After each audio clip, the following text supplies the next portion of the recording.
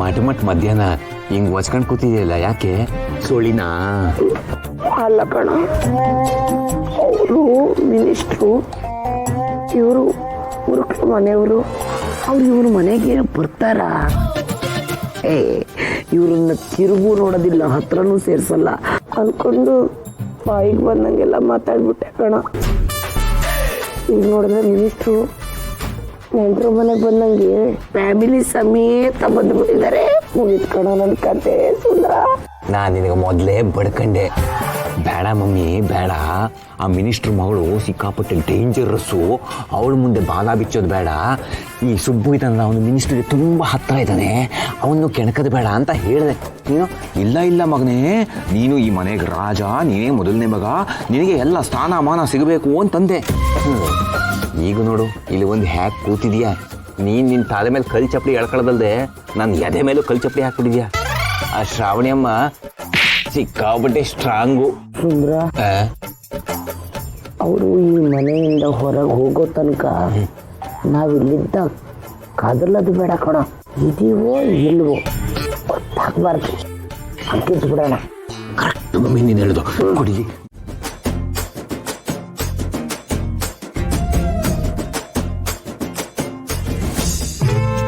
ಯಾವಾಗ ಬಂದು ಸುಬ್ಬು ಜ್ಯೂಸು ಮೇಡಮ್ಗೆ, ನೀವು ಕಾಫಿ ತಗೊಳ್ಳಿ ಸರ್. Thank you.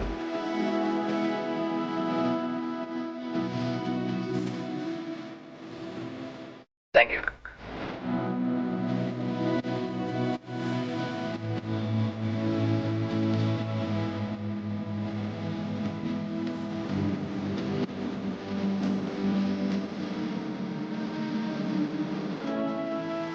ಸರ್, ಇವಳು ಶ್ರೀವಲ್ಲಿ ಅಂತ, ನಮ್ಮ ಮನೆ ಓನರ್ ಮಗಳು, ನಮ್ಮ ಮನೆ ಮೇಲೆ ಇರೋದು, ನಮ್ಮ ಮನೆಯೊಳಗೆ ಆಗ್ಬಿಟ್ಟಿದ್ದಾಳೆ.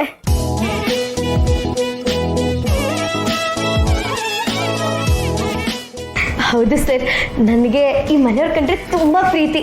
ಹಾಗೆ ನಿಮ್ಮನ್ನು ನೋಡಿದ ಕೂಡಲೇ ತುಂಬಾ ಖುಷಿ ಆಗ್ತಿದೆ. ಆಶೀರ್ವಾದ ಮಾಡಿ. ಹೇಳಮ್ಮ ಇರ್ಲಿ ಹೇಳಮ್ಮ.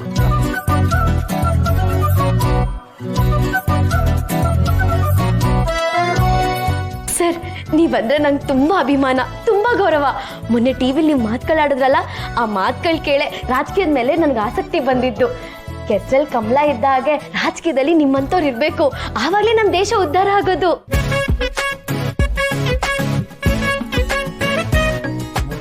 ಇವಳು ರಾಜಕಾರಣಿಗಳ ಮುಂದೆನೆ ರಾಜಕಾರಣಿ ತರ ಮಾತಾಡ್ತಿದ್ದಾಳಲ್ಲ. ಸರ್, ನಿಮ್ಮನ್ನು ನೋಡ್ತಿದ್ರೆ ನಮ್ಮ ಅಪ್ಪನ ನೋಡ್ದಂಗೆ ಆಗ್ತಿದೆ. ನೀವೇನು ಅನ್ಕೊಳ್ಳಲ್ಲ ಅಂದ್ರೆ ನಿಮ್ಮನ್ನ ಅಪ್ಪಾಜಿ ಅಂತ ಕರೀಲ?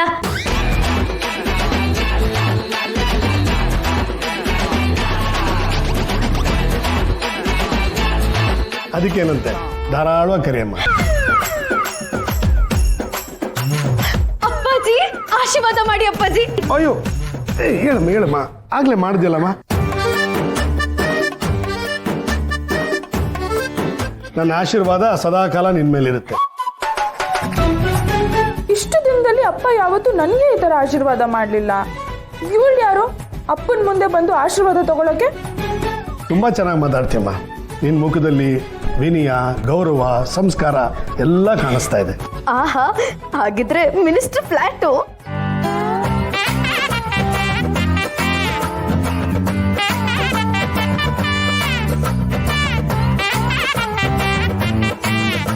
ನಮ್ಮಪ್ಪನ ಇವಳು ಅಪ್ಪಾಜಿ ಅನ್ಬೇಕಂತೆ, ಅದ್ ಹೇಗ್ ಸಾಧ್ಯ? ಇವಳಿಗೆ ಯಾಕೋ ಅತಿ ಆಯ್ತು.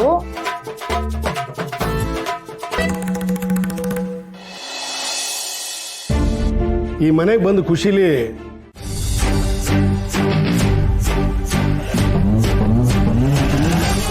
ನರ್ಸಯ್ಯ ಅವ್ರು ಬಂದಿದ್ರ ಇಷ್ಟು ವರ್ಷ ಆದ್ಮೇಲೆ?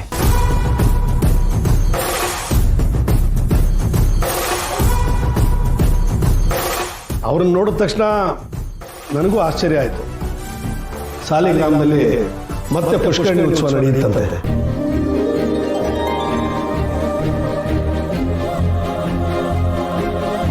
ಅದಕ್ಕೆ ನಮ್ಮನ್ನೆಲ್ಲ ಕರಿಯಕ್ಕೆ ಬಂದಿದ್ರು.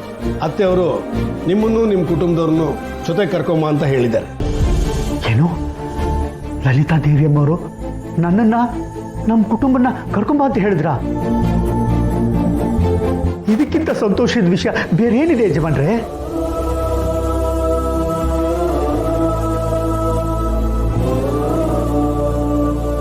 ಆ ತಾಯಿ ಬರಕ್ಕೆ ಹೇಳಿದ್ಮೇಲೆ ಬರಲ್ಲ ಅಂತ ಹೇಳಕ್ಕಾಗತ್ತಾ? ಖಂಡಿತ ಖಂಡಿತ ಬರ್ತೀನಿ ಯಜಮಾನ್ರೆ.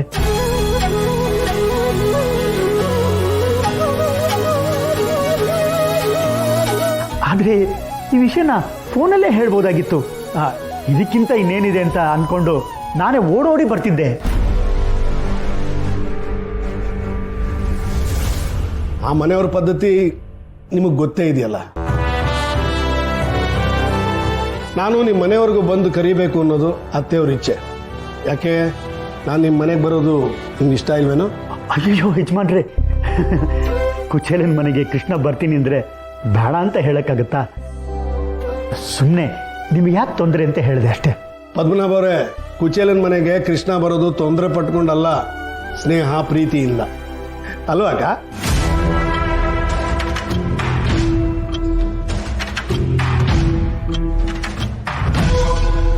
ಅದು ಅಲ್ಲದೆ ನಿಮ್ಮ ಮನೆಗೆ ಬರೋದು ನನಗೇನು ಹೊಸದಲ್ವಲ್ಲ.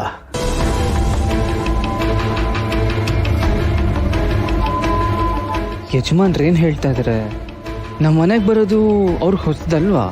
ಅಪ್ಪನಿಗೆ ಸಾಲಿಗ್ರಾಮದ ಬಗ್ಗೆ ಎಲ್ಲ ಗೊತ್ತಿದೆ. ಹಾಗಿದ್ರೆ ಅಪ್ಪನಿಗೂ ಅವ್ರಿಗೂ ಏನು ಸಂಬಂಧ?